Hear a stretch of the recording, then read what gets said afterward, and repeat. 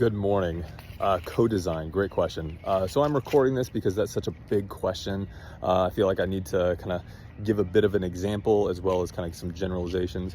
So generally with co-design, I mean, ultimately you're looking to involve the players in how you move forward.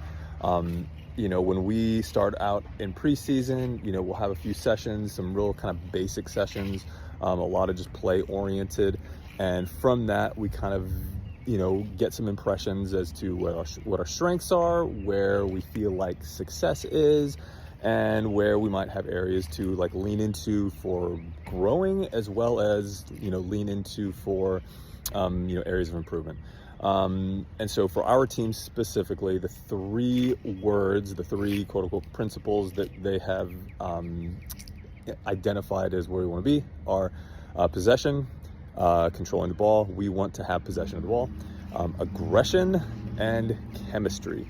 So, those being our three identifiers as a team, I try to kind of reconnect to those in our sessions. So yesterday, had a smaller group. It was, we had 9 players.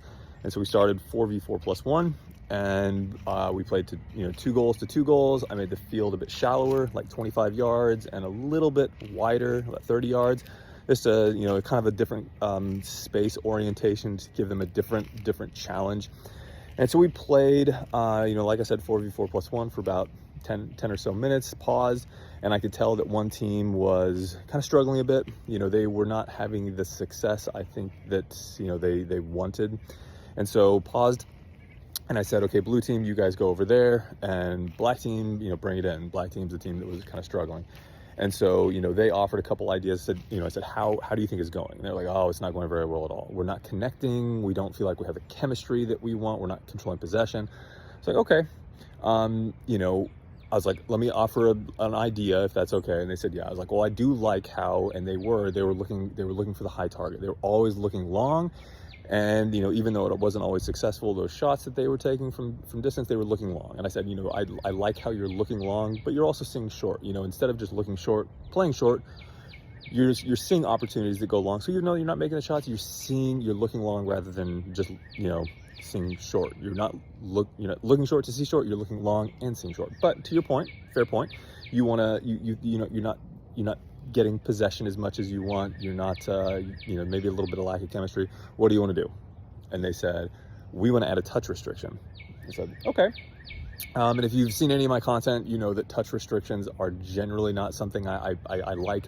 I think that kind of overly limits opportunities. And so I said, you want to play faster. That's something you've identified. Like, let's do that.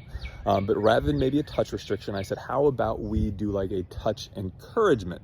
So, if we want to play with 3 or less touches, let's try to do that. But let's not say if we get to 3 touches and somebody takes a 4th touch, it's a turnover, because what will happen if this certain player receives the ball in defense and they have all this time and space around them and there's no pressure and they take 3 touches? It's like, well, if it's a restriction, they're going to be like required to play the ball on that 3rd touch, and they might be playing into a pressure situation that they shouldn't. Give them that little bit of that opportunity to commit a defender, create space in behind that first line, give them the opportunity, not a restriction. So let's encourage ourselves to play with 3 touches, but not limit it. They're like, awesome, let's do that. And so, in that space right there, that idea of co-design, we have agreed upon principles that we've identified as a team. In this case, we control possession, create chemistry, and be aggressive. And so, for my job, it's like giving them opportunities to explore those, but also getting the good feedback from them as to how it's going. They created those principles themselves. How can I help them help themselves? And then, when they say we want this touch restriction, okay, that's awesome. Let's keep that intention, but how can we make it realistic to the game scenario? So with co-design, it's just all about having that, we are in this together. We have things that we want to do, and how can I help you move yourselves forward in the process that you are on? Cheers.